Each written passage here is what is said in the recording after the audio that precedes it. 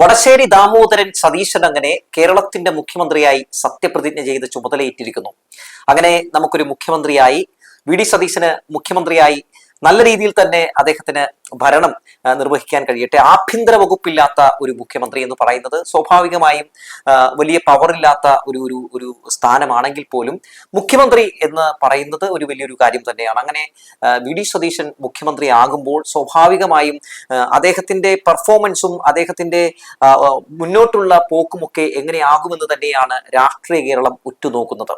ആഭ്യന്തര വകുപ്പ് അദ്ദേഹത്തിന് അല്ലാത്തത് കൊണ്ട് തന്നെ വി.ഡി. സതീശനായിരിക്കില്ല ഈ ഒരു മന്ത്രിസഭയിലെ ഈ ഒരു സർക്കാരിലെ ഏറ്റവും വലിയ മുഖവും ചർച്ചയുമാകാൻ പോകുന്നത് ആഭ്യന്തര വകുപ്പ് മന്ത്രിയായിട്ടുള്ള രമേശ് ചെന്നിത്തല തന്നെയാണ്. വേണമെങ്കിൽ രമേശ് ചെന്നിത്തല തന്നെയാണ് മുഖ്യമന്ത്രി എന്ന് വേണമെങ്കിൽ പറയാം. കാരണം ആഭ്യന്തര വകുപ്പില്ലെങ്കിൽ സ്വാഭാവികമായും മുഖ്യമന്ത്രിക്ക് വിലയില്ല എന്നാണ്.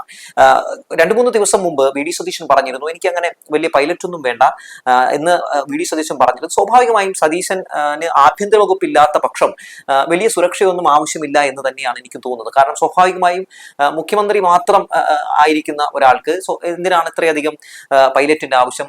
ആഭ്യന്തര വകുപ്പ് ഉണ്ടെങ്കിൽ മാത്രം ആണല്ലോ സ്വാഭാവികമായും പല പ്രശ്നങ്ങൾ അഭിമുഖീകരിക്കേണ്ടി വരിക. കാരണം ഏത് സർക്കാരിന്റെയും ഏറ്റവും വലിയ തലവേദന എന്ന് പറയുന്നത് പോലീസ് ആയിരിക്കും. പോലീസ് ഉണ്ടാക്കുന്ന എല്ലാ തലവേദനകൾക്കും ഉത്തരം പറയേണ്ടത് ആഭ്യന്തര വകുപ്പായിരിക്കും.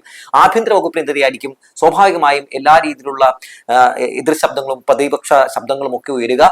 ഒപ്പം പ്രതിപക്ഷ നേതാക്കൾ ഒന്നടക്കം സഭയിൽ അടക്കം വിമർശിക്കുന്നതും ആഭ്യന്തര വകുപ്പിനെ തന്നെയാകും. അങ്ങനെ വരുമ്പോൾ ആഭ്യന്തര വകുപ്പ് മന്ത്രി തന്നെയാണ് ഈ സർക്കാരിന്റെ ഹീറോ എന്ന് പറയുന്നത്. വി.ഡി. സതീശൻ സത്യത്തിൽ ആഭ്യന്തര വകുപ്പ് കൂടി ഏറ്റെടുക്കണമായിരുന്നു. അങ്ങനെ ആഭ്യന്തര വകുപ്പ് കൂടി ഏറ്റെടുത്തിരുന്നുവെങ്കിൽ വി.ഡി. സതീശൻ കുറച്ചുകൂടി ശോഭിക്കുമായിരുന്നു. ഇത് സത്യത്തിൽ മുഖ്യമന്ത്രി എന്ന് പറയാം എന്നതിനപ്പുറത്തേക്ക് ഒന്ന് വി.ഡി. സതീശന് തിളങ്ങാൻ കഴിയില്ല എന്നതാണ് ഏറെ സങ്കടകരമായിട്ടുള്ള കാര്യം. ഇനി നമുക്ക് സത്യപ്രതിജ്ഞാ ചടങ്ങിലേക്ക് വരാം. അതിമനോഹരമായ സത്യപ്രതിജ്ഞാ ചടങ്ങായിരുന്നു. ആരവങ്ങളും ആഘോഷങ്ങളും ഒക്കെയായി കൊണ്ടാടിയ ഒരു സത്യപ്രതിജ്ഞാ ചടങ്ങ് തന്നെയാണ് നടന്നത്. തന്നെ ഏറെ ഈ സത്യപ്രതിജ്ഞാ ചടങ്ങിൽ സന്തോഷിപ്പിച്ച ഒരു ഘടകം എന്ന് പറയുന്നത് പ്രതിപക്ഷ നേതാവിന്റെ സാന്നിധ്യം, രാജീവ് ചന്ദ്രശേഖരന്റെ സാന്നിധ്യം. അങ്ങനെ പ്രതിപക്ഷം അവിടെ സജീവമായി ഈ മുഖ്യമന്ത്രി ആയി സത്യപ്രതിജ്ഞ ചെയ്യുന്ന ചടങ്ങിൽ പങ്കെടുത്തു എന്നുള്ളതാണ്. ഓർക്കണം, 2021 പിണറായി വിജയൻ വീണ്ടും മുഖ്യമന്ത്രിയായി സത്യപ്രതിജ്ഞ ചെയ്യുമ്പോൾ ഞങ്ങൾ അതിൽ പങ്കെടുക്കില്ല എന്ന് പറഞ്ഞ പ്രതിപക്ഷ നേതാവാണ് വി.ഡി. സതീശൻ. വിട്ടുനിന്നവരാണ് ഈ പ്രതിപക്ഷം. എന്നാൽ പിണറായി വിജയൻ പ്രതിപക്ഷ നേതാവാകുമ്പോൾ സ്വീകരിക്കുന്ന അദ്ദേഹത്തിന്റെ സമീപനങ്ങൾ ശരിക്കും മാതൃകാപരമാണ്. അത് യു.ഡി.എഫ് കണ്ടുപഠിക്കേണ്ടതാണ്. അദ്ദേഹം അവിടേക്ക് വരുന്നു, നമുക്ക് ദൃശ്യങ്ങളിൽ കാണാം. അദ്ദേഹം അങ്ങോട്ടേക്ക് വരുന്നു. എത്ര മാന്യമായാണ് അദ്ദേഹം ഇടപെടുന്നത്. അവരുടെ ആ സത്യപ്രതിജ്ഞാ ചടങ്ങ് തീരുന്നത് വരെ അദ്ദേഹം അവിടെ ഉണ്ടാകുന്നു. മാത്രവുമല്ല, രാജീവ് ചന്ദ്രശേഖറും ബി.ജെ.പിയുടെ സംസ്ഥാന അധ്യക്ഷൻ കൂടിയാണ് അദ്ദേഹവും ആ ചടങ്ങിൽ പങ്കെടുക്കുന്നു. CPM-ന്റെ സംസ്ഥാന സെക്രട്ടറി അടക്കം ഈ പരിപാടിയിൽ പങ്കെടുത്തിട്ടുണ്ട്. സ്പീക്കറായിരുന്ന ഷംസീർ അടക്കം ഈ ഒരു പരിപാടിയിൽ പങ്കെടുത്തിട്ടുണ്ട്. അപ്പോൾ അവിടെ എല്ലാവരും വളരെ സജീവമാകുന്നു. ഇത് രാഷ്ട്രീയ കേരളത്തിന്റെ ഏറ്റവും മനോഹരമായിട്ടുള്ള ഫ്രെയിമാണ്. കേരള രാഷ്ട്രീയം എന്ന് പറയുന്നത് ഇങ്ങനെയൊക്കെയാണ്. ഇത് കാണാനാണ് ജനങ്ങൾ ആഗ്രഹിക്കുന്നത്. എന്നാൽ പ്രതിപക്ഷം ആയിരുന്ന സമയത്ത് യു.ഡി.എഫിന് ഇതൊന്നും ചെയ്യാൻ കഴിഞ്ഞില്ല. പക്ഷേ ഇതാ തുടക്കം തന്നെ അതിഗംഭീരമാക്കിയിരിക്കുന്നു പ്രതിപക്ഷം എന്നുള്ളതാണ്. അപ്പോൾ ഇത് നമുക്ക് തരുന്ന ചില സൂചനകൾ, അതായത് വി.ഡി. സതീശൻ മുഖ്യമന്ത്രി ആയിരിക്കുമ്പോൾ ഈ വി.ഡി. സതീശൻ സർക്കാരിന്റെ സമയത്ത് പ്രതിപക്ഷം ഏതു രീതിയിലായിരിക്കും പ്രവർത്തിക്കുക എന്നതിനുള്ള ഒരു സൂചന കൂടി പിണറായി വിജയൻ നൽകിയിരിക്കുന്നു. കേരളത്തിന് ഗുണപരമായിട്ടുള്ള ഒരു വിഷയത്തിനെയും ഞങ്ങൾ എതിർക്കില്ല എന്ന് തന്നെയാണ് പിണറായി വിജയൻ പറഞ്ഞിട്ടുള്ള ആദ്യത്തെ കാര്യം എന്ന് പറയുന്നത്. മാത്രവുമല്ല, ഈ വി.ഡി. സതീശൻ സർക്കാർ LDF സർക്കാർ കൊണ്ടുവന്ന ജനക്ഷേമ പദ്ധതികൾ ഏതെങ്കിലും മുടക്കിയാൽ ശക്തമായി പ്രതിഷേധമുയർത്തിക്കൊണ്ട് ജനങ്ങൾക്കൊപ്പം നിൽക്കുമെന്നും പിണറായി വിജയൻ പറഞ്ഞിട്ടുണ്ട്. അതുകൊണ്ട് തന്നെ വി.ഡി. സതീശന്റെ പെർഫോമൻസും വി.ഡി. സതീശന്റെ ഇടപെടലുകളും ഇത്തരം വിഷയങ്ങളിൽ വി.ഡി. സതീശൻ സ്വീകരിക്കുന്ന സമീപനങ്ങളും ഒക്കെ എന്തായാലും പ്രതിപക്ഷം ഉറ്റുനോക്കുന്നുണ്ട്. പ്രതിപക്ഷം സത്യത്തിൽ ഈ ഒരു സത്യപ്രതിജ്ഞാ ചടങ്ങിൽ ഹീറോ ആയി എന്നാണ് ഞാൻ പറയുകയുള്ളൂ. ഈ ചടങ്ങിൽ നിന്ന് പിണറായി വിജയനും സംഘവും വിട്ടുനിന്നിരുന്നുവെങ്കിൽ തീർത്തും അതൊരു വലിയ ദോഷം ചെയ്യുമായിരുന്നു. അത് തീർത്തും ഒരു മോശമായ ഒന്നായി മാറുമായിരുന്നു. പക്ഷേ വളരെ പക്വതയോടെ ഇടപെട്ടിരിക്കുന്നു പ്രതിപക്ഷം. ആ ചടങ്ങിൽ പങ്കെടുത്തതോടുകൂടി തന്നെ പ്രതിപക്ഷം ഇവിടെ തിളങ്ങിയിരിക്കുന്നു എന്നാണ് നമുക്ക് മനസ്സിലാക്കാൻ സാധിക്കുന്നതും പറയാൻ കഴിയുന്നതും. മാത്രവുമല്ല, ഈ 2-3 ദിവസം മുമ്പാണല്ലോ പിണറായി വിജയനെ കാണാൻ വേണ്ടി വി.ഡി. സതീശൻ അങ്ങോട്ടേക്ക് പോയത്. അന്നും എത്ര മാന്യതയോടെയാണ് പിണറായി വിജയൻ പെരുമാറിയത്. പിണറായി വിജയൻ ചിരിച്ചുകൊണ്ട് കൈകൊടുത്ത് അകത്തേക്ക് കൊണ്ടുപോയി ഈ പറയുന്ന വി ഡി സതീശനുമായി ചെറിയ രീതിയിലുള്ള ഒരു സംഭാഷണമോ കൂടിക്കാഴ്ചയോ എല്ലാം നടത്തിയത്. മണിക്കൂറോളം അവർ കൂടിക്കാഴ്ച നടത്തി എന്നുള്ളതാണ്. പുറത്തിറങ്ങിയ ശേഷം പോലും വി ഡി സതീശനെ നിർത്തിക്കൊണ്ട് പിണറായി വിജയൻ അദ്ദേഹത്തെ വിമർശിച്ചില്ല എന്നുള്ളതാണ്. പക്ഷെ മറിച്ച് വി ഡി സതീശൻ പിണറായി വിജയനെ പറ്റി പറഞ്ഞ എല്ലാ നുണകളും പിണറായി വിജയന്റെ മുമ്പിൽ നിന്നുകൊണ്ട് ഇദ്ദേഹം മികച്ച നേതാവാണെന്നും ഇദ്ദേഹമാണ് മികച്ച രാഷ്ട്രീയ നേതാവെന്നും ഒക്കെ അദ്ദേഹം പറയുന്ന കാഴ്ചയൊക്കെ നമ്മൾ കണ്ടു. അതായത് അധികാരം പിടിക്കാൻ വേണ്ടി വി ഡി സതീശൻ പിണറായി വിജയന്റെ പ്രതിച്ഛായ കളങ്കപ്പെടുത്താൻ വേണ്ടി പറഞ്ഞതൊക്കെ മാറ്റി പറയുന്ന കാഴ്ചയ്ക്ക് കൂടി നമ്മൾ സാക്ഷ്യം വഹിച്ചു. ഇനി ഇതൊന്നും പറഞ്ഞിട്ട് കാര്യമില്ല. സ്വാഭാവികമായും വി ഡി സതീശൻ പറഞ്ഞതൊക്കെ ജനങ്ങൾ വിശ്വസിച്ചു, മാധ്യമങ്ങൾ പറഞ്ഞതൊക്കെ ജനങ്ങൾ വിശ്വസിച്ചു, ഭരണപക്ഷം പ്രതിപക്ഷത്തായി. ഇനി അതിനെപ്പറ്റി നമ്മൾ ചർച്ച ചെയ്യുന്നതിലൊന്നും കാര്യമില്ല. പക്ഷേ വളരെ മാന്യതയോടെ വി ഡി സതീശന്റെ മുമ്പിൽ പിണറായി വിജയൻ സംസാരിച്ചു എന്നുള്ളതാണ് നമ്മൾ പല പരിപാടികളിലും കണ്ടിട്ടുള്ളതാണ്.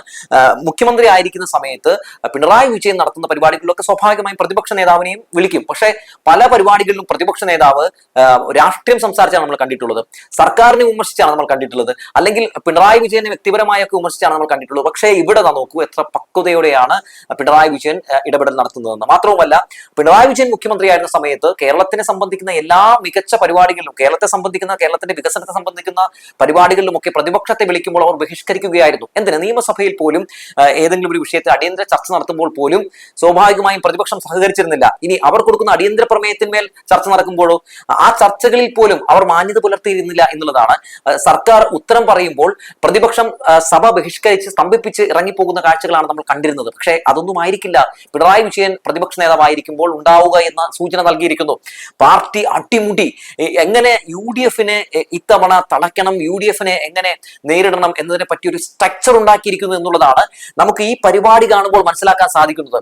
അതായത് എന്തിനേയും ഏതിനെയും വിമർശിക്കുക എന്നുള്ളതല്ല, നല്ലതിനെ കൈയടിച്ച് പ്രോത്സാഹിപ്പിക്കുക, ഒപ്പം വിമർശിക്കേണ്ടതിന് വിമർശിക്കുക എന്നതാണ് സ്വീകരിച്ചിരിക്കുന്ന നിലപാടെന്നാണ് മനസ്സിലാക്കാൻ സാധിക്കുന്നത്. എനിക്ക് തോന്നുന്നു ഒരു 6 മന്തിലേക്ക് 6 മാസത്തേക്ക് വി ഡി സതീശന് ചിലപ്പോൾ ഒരു പക്ഷേ ഒരു വലിയൊരു പ്ലാറ്റ്ഫോം പ്രതിപക്ഷം കൊടുക്കും. അതായത് എന്തൊക്കെ ഈ വി ഡി സതീശൻ ചെയ്യും എന്നറിയാൻ വേണ്ടി വി ഡി സതീശൻ ചെയ്യാൻ വേണ്ടി കുറച്ച് സമയം കൊടുക്കും. പക്ഷെ ഒരു 6 മാസത്തിന് ശേഷം വി ഡി സതീശന് കണ്ടക ശനിയായിരിക്കും. 6 മാസത്തിന് ശേഷം വി ഡി സതീശൻ നേരിടാൻ പോകുക വലിയ പ്രതിഷേധങ്ങളായിരിക്കും. കാരണം ഇന്ദിരാ ഗ്യാരണ്ടി നടപ്പിലാക്കണം. ഇന്ദിരാ ഗ്യാരണ്ടിയിൽ പറഞ്ഞിട്ടുള്ള കാര്യങ്ങൾ അത്ര എളുപ്പത്തിൽ നടപ്പിലാക്കാൻ കഴിയുന്നതല്ല എന്ന് യു ഡി എഫിന് പറയാം. പക്ഷെ നടപ്പിലാക്കിയേ കഴിയൂ. കാരണം എന്താണ്? ഇതൊക്കെ ഞങ്ങൾ അധികാരത്തിൽ വന്നാൽ നടപ്പിലാക്കുമെന്ന് പറഞ്ഞാണ് യു ഡി എഫ് വന്നിട്ടുള്ളത്. കേവലം പ്രഖ്യാപനം മാത്രം നടത്തിയിട്ട് കാര്യമില്ല. അതൊക്കെ നടപ്പിലാക്കി ജനങ്ങളുടെ കയ്യിലേക്ക് ഈ പറഞ്ഞ കാര്യങ്ങളെല്ലാം എത്തിക്കണം. അതുകൊണ്ട് സ്വാഭാവികമായും വി ഡി സതീശനെ സംബന്ധിച്ച് വലിയൊരു ബാലികേറ മല തന്നെയാണ് ഇപ്പോൾ ഉള്ളത്. അദ്ദേഹം ഇരിക്കുന്നത് ഇപ്പോൾ ശരിക്കും പറഞ്ഞിട്ട് തീക്കനലിലാണ് എന്ന് പറയാതെ വയ്യ. അതുകൊണ്ട് വനിതകൾക്ക് സൗജന്യമായി KSRTC യാത്ര ചെയ്യാനുള്ള സൗകര്യങ്ങൾ ഒരുക്കണം. ഒപ്പം 3000 രൂപ ക്ഷേമ പെൻഷൻ കൊടുക്കണം. വിദ്യാർത്ഥികൾക്ക് 1000 രൂപ വെച്ച് കൊടുക്കണം. അങ്ങനെ നിരവധി സംഭവങ്ങൾ, പല കാര്യങ്ങളൊക്കെ വി ഡി സതീശനെ സംബന്ധിച്ച് നടപ്പിലാക്കാനുണ്ട്. മാത്രവുമല്ല, ഖജനാവിൽ പൈസയുണ്ട്. ഖജനാവിൽ പൈസയില്ല എന്ന് പറഞ്ഞുള്ള കള്ളം തുടക്കം തന്നെ പൊളിഞ്ഞിരിക്കുന്നു. അതുകൊണ്ട് പൈസ ഇല്ലാത്തത് കൊണ്ട് ഞങ്ങൾ നടപ്പിലാക്കിയില്ല എന്ന നുണ പറയാൻ കഴിയില്ല. വി ഡി സതീശൻ എങ്ങനെ ഈ ഒരു സിറ്റുവേഷനെ നേരിടും എന്നുള്ളതും, ഗവർണറും വി ഡി സതീശനും തമ്മിലുള്ള ബന്ധം എങ്ങനെയായിരിക്കും എന്നുള്ളതും, കേന്ദ്രവും വി ഡി സതീശനും തമ്മിലുള്ള ബന്ധം എങ്ങനെയായിരിക്കും എന്നുള്ളതും ഒക്കെയാണ് ഉറ്റുനോക്കുന്നത്. വി ഡി സതീശൻ മുഖ്യമന്ത്രി ആയിരിക്കുമ്പോൾ ഈ സംസ്ഥാനത്ത് എന്തെങ്കിലും രീതിയിലുള്ള ഒരു പ്രശ്നങ്ങൾ ഉണ്ടായിട്ടുണ്ടെങ്കിൽ, ഏതെങ്കിലും രീതിയിലുള്ള വർഗീയ കലാപങ്ങൾ ഉണ്ടായിട്ടുണ്ടെങ്കിൽ, ഏതെങ്കിലും രീതിയിലുള്ള ഒരു അനിഷ്ട സംഭവം ഉണ്ടാവുകയാണെങ്കിൽ അത് വി ഡി സതീശനെ ദോഷകരമായി ബാധിക്കും. അതുകൊണ്ട് തന്നെ വി ഡി സതീശൻ വളരെ ശ്രദ്ധയോടെ നീങ്ങേണ്ടതുണ്ട്. വി ഡി സതീശൻ എന്ന മുഖ്യമന്ത്രി വളരെ പെർഫെക്റ്റ് ആയി മുന്നേറേണ്ടതുണ്ട്. കാരണം വളരെ പ്രായം കുറഞ്ഞ ഒരാളാണ് ഇപ്പോൾ കേരളത്തിന്റെ മുഖ്യമന്ത്രി എന്ന് പറയുന്നത്. അതുകൊണ്ട് തന്നെ വി ഡി സതീശൻ പക്വതയോടെ കുറച്ചുകൂടി ന്യൂജൻ കുട്ടികൾ ഇഷ്ടപ്പെടുന്ന രീതിയിൽ പ്രവർത്തിക്കുക, ജനങ്ങളിലേക്ക് ഇറങ്ങിച്ചെല്ലുക എന്നാണ് പറയാറുള്ളത്. വി ഡി സതീശൻ എന്ന് പറയുന്ന വ്യക്തിയിൽ നിന്ന് പ്രതീക്ഷിക്കുന്നത്, കേരളം പ്രതീക്ഷിക്കുന്നതാണ്. കേരളം പ്രതീക്ഷിക്കുന്ന ആ ഒന്ന് വി ഡി സതീശന് നൽകാൻ കഴിയുമോ എന്നത് കാത്തിരുന്ന് തന്നെ കാണാം. ഇന്ന് തന്നെ അദ്ദേഹം സത്യപ്രതിജ്ഞ ചെയ്ത ശേഷം നേരെ വന്ന് സീറ്റിലിരിക്കുകയായിരുന്നു. രാഹുൽ ഗാന്ധി അദ്ദേഹത്തിന്റെ ചെവിയിൽ പറയുന്നു, അതേ വി ഡി സതീശ പോയി എല്ലാവരെയും വിഷ് ചെയ്തിട്ട് വരൂ എന്ന് പറഞ്ഞ ശേഷം മാത്രമാണ് വി ഡി സതീശൻ നടന്ന് ഈ പറയുന്ന ഖർഗെയുടെ അടുത്തേക്ക് ചെല്ലുന്നതും ശേഷം അവിടെ വന്നിട്ടുള്ള DK അടക്കമുള്ള ആളുകളുടെ അടുത്തേക്ക് ചെല്ലുന്നു, പിണറായി വിജയന്റെ അടുത്ത് പോലും എത്തുന്നത് എന്നുള്ളതാണ് ഏറ്റവും പ്രധാനപ്പെട്ട കാര്യം. അത് എനിക്ക് കണ്ടപ്പോൾ വല്ലാതെ കൗതുകം തോന്നിപ്പോയി. വേറൊന്നും കൊണ്ടല്ല, സ്വാഭാവികമായും ഇതൊക്കെ പറയാതെ ചെയ്യേണ്ട ഒരു കാര്യമാണ്. പക്ഷേ രാഹുൽ ഗാന്ധി പറഞ്ഞു കൊടുത്ത ശേഷം മാത്രം വി ഡി സതീശൻ ചെയ്യുന്നു. അതുകൊണ്ട് വി ഡി സതീശൻ അത്തരം കാര്യങ്ങളിലൊക്കെ കുറച്ചൊരു പക്വത പാലിക്കേണ്ടതുണ്ട്. പ്രതിപക്ഷമല്ല താങ്കൾ എന്നുള്ള കാര്യം എപ്പോഴും മനസ്സിലാക്കേണ്ടതുണ്ട്. പ്രതിപക്ഷമായിരുന്ന സമയത്ത് വാ പോയ കോടാലിയായിരുന്നു. ഇനി വാ പോയ കോടാലിയായാൽ മാധ്യമങ്ങൾ എടുത്ത് ഒട്ടിക്കും എന്നുള്ള കാര്യം പറഞ്ഞു വെച്ചുകൊണ്ട് നിർത്തട്ടെ.